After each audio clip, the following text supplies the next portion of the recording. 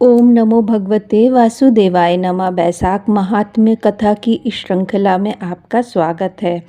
वैशाख मास हिंदू धर्म में अत्यंत पवित्र और पुण्यदायी माना गया है। स्कंद पुराण के अनुसार इस महीने में भगवान विष्णु की भक्ति और सत्संग का विशेष महत्व है। आज के इस वीडियो में हम वैशाख मास महात्म्य के 17वें अध्याय का श्रवण करेंगे। श्री गणेशाय नमः। गुरु जी को प्रणाम। श्री हरि विष्णु को कोटि कोटि प्रणाम। राजा ने कहा, हे मुनीश्वर, आपके मुखारविंद से भगवान के इस पुनीत धर्म को सुनकर बड़ी प्रसन्नता होती है। अब आप कृपा कर उन दिव्य धर्मों का वर्णन करें जिनसे भगवान विष्णु प्रसन्न होते हैं। यह सुनकर श्रुति देव बोले, हे नरश्रेष्ठ, मैं प्राणियों के उन समस्त पापों को नष्ट करने वाली एक पुनीत कथा कहता हूँ। एक समय पंपा नदी के तीर का निवासी एक परम यशस्वी ब्राह्मण, जिसका नाम शंख था, सिंह राशि के बृहस्पति में गोदावरी के तट पर आया। वह भीमरती के पार पहाड़ों पर, जहाँ विकट जंगल था, गया। वहाँ ना तो कोई मनुष्य था, ना जल था। वैशाख की भीषण गर्मी में विकल होकर वह ब्राह्मण वृक्ष की छाया में बैठकर सुस्ताने लगा। तभी हाथ में धनुष बाण धारण किए एक व्याध उधर आ निकला। सूर्य के समान चमकते हुए कुंडल पहने उस अकेले ब्राह्मण को देखकर उस पापी ने उन्हें पकड़कर बांध दिया। फिर उसके कुंडल, जूते, छतरी, माला और कमंडल छीनकर उन्हें जलती हुई रेत पर पटक कर चला गया। तदुपरांत शंख और उस दुष्ट के बंधन से मुक्त होकर आगे बढ़े, परंतु गर्म रेत में उनके पैर जले जाते थे। वे पीड़ा से छटपटाकर आहें भर रहे थे। जब दूर खड़े व्याध ने ब्राह्मण को गर्म रेत में पांव जलने के कारण आहें भरते देखा तो उसे दया आ गई। तब उसने ब्राह्मण को पुरानी जूती दे दी और ब्राह्मण ने भी प्रसन्न होकर उसे आशीर्वाद दिया।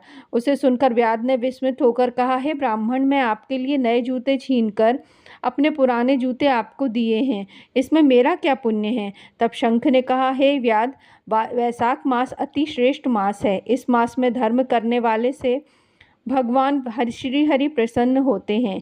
मेरे जूते तूने अपनी प्रकृति के अनुसार बलपूर्वक ले लिए, इसलिए वे तेरे हो गए, परंतु अब तूने दया करके मेरे पाँव की रक्षा के लिए इस वैशाख मास में अपने जो पुराने जूते दान किए हैं, उसका फल तुझे अवश्य ही प्राप्त होगा। इस पुण्य कर्म के कारण तू भी निष्पाप होकर उत्तम गति प्राप्त करेगा। देवयोग से उसी समय व्याध का पीछा करता हुआ एक सिंह वहां आ पहुंचा। इससे पहले कि वह सिंह व्याध पर झपटता, उसे पास ही एक हाथी दिखाई दिया। निदान वह सिंह हाथी पर ही झपटा। उन दोनों में घमासान लड़ाई हुई और वे दोनों ही मरणासन होकर पृथ्वी पर गिर पड़े। उसी समय मुनि ने व्याध से वैशाख धर्म का वर्णन किया, जो उन दोनों सिंह और हाथी के कानों में भी पड़ा। निदान में वे दोनों उस कथा के श्रवण के प्रभाव से तुरंत शाप मुक्त होकर दिव्य देह को प्राप्त हुए।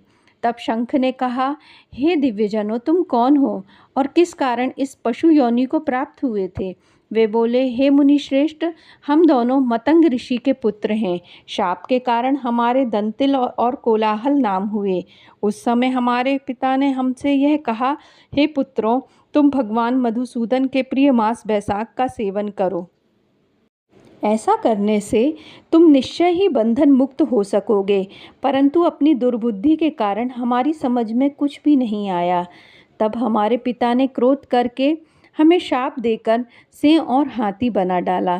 तदुपरांत हमने उनसे जब शाप मुक्ति का उपाय पूछा तो उन्होंने कहा, जब तुम मुनि और व्याध के मध्य होने वाली वैशाख धर्म की वार्ता का श्रवण करोगे तभी शाप से मुक्त हो सकोगे।